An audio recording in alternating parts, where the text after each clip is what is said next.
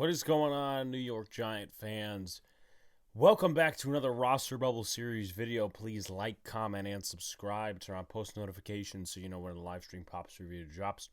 Appreciate y'all coming back. Also, share this out. It is a dead time during this NFL offseason between the draft, mini camps, and between mini camps and training camp. And, there's not a ton going on right now. So sharing it out would help the algorithm and it would help out this channel tremendously. So if you could share it out to friends or NFL fans or any communities on social media, that would be much appreciated. Just always appreciate you guys. No Boys in the Big Apple next week. It's going to be July 4th, and I believe Donald will be in Pittsburgh, and me and my brother will be in Staten Island. So there's that. Another roster bubble video. So as always, with these type of videos, I take a player that's on the roster bubble, and then what I do with that player is I talk about his background, competition, how they could win, how they could lose, and followed up by prediction at the end. Now, this one is a very weird one to some. It's kind of obvious in some people's minds, like how this player is going to end up after the preseason. Davis Webb. He was one of my, I would say, favorite, but not favorites. Like, I didn't want him to start in 2017, obviously. But, I kind of, was attached to him in some way. I don't know. But anyway, let's clear the air about Davis Webb here. Davis Webb was drafted by the Giants in 2017 out of Texas Tech and California, most notably California because that was his last college. In 2017, it was weird because this, I guess, was their way of drafting a future quarterback. This was the last year of the Reese era, and they couldn't get Patrick Mahomes. Weirdly enough, he came from the same college at one point as Patrick Mahomes, Texas Tech.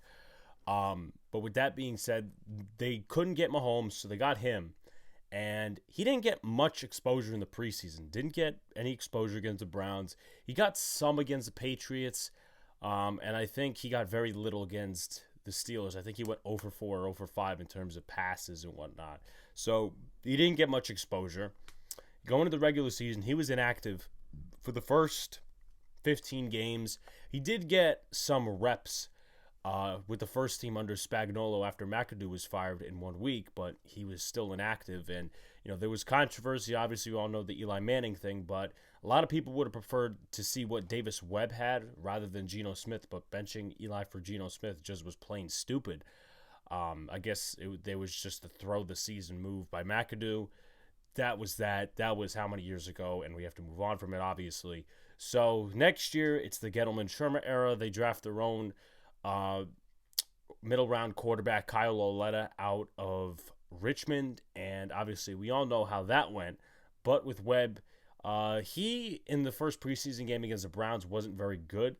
He was overthrowing a lot of footballs. Then he got slowly better down the stretch. He started with the first team against the Lions, I remember.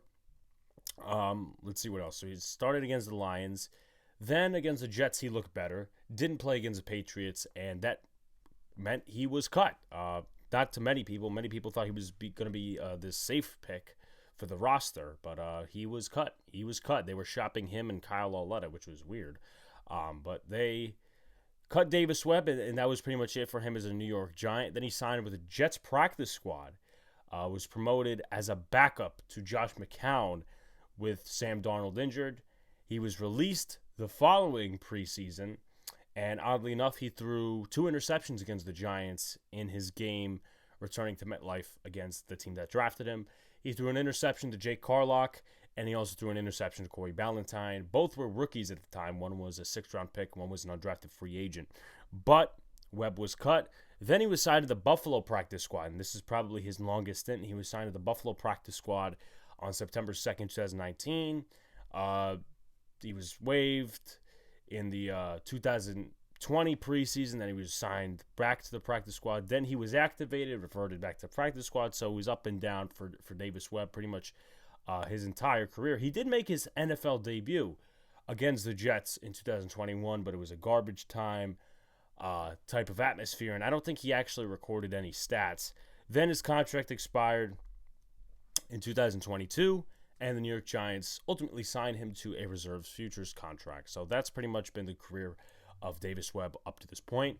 Obviously, Jake Fromm is no longer with the team, and he had some, I would guess, information and experience in the system of Brian Dable. I guess now Davis Webb is that cog in terms of learning. And what people get mixed up with is that Tyrod Taylor actually never was under Dable.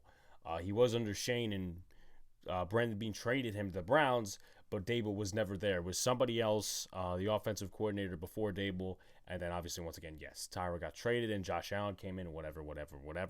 But this move was probably just meant to, look, it's a camp body, and we're going to try to teach Daniel Jones what we were doing in Buffalo.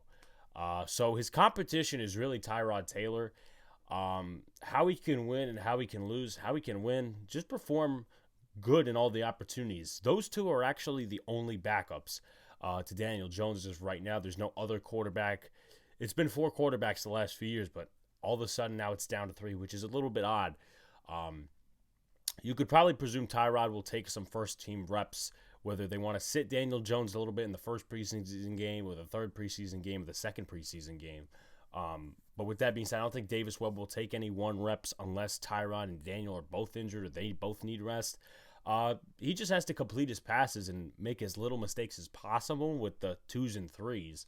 But mostly, I think he's going to get cut because nowadays with the expanded practice squad, you can keep as many quarterbacks and as many, not as many position players as you want because they have 16, but a lot of teams have flexed their third guy onto the practice squad so they can carry some extra guys onto their roster, whether they need an extra offensive lineman, an extra DB, an extra linebacker, an extra defensive interior, whoever and whatever position.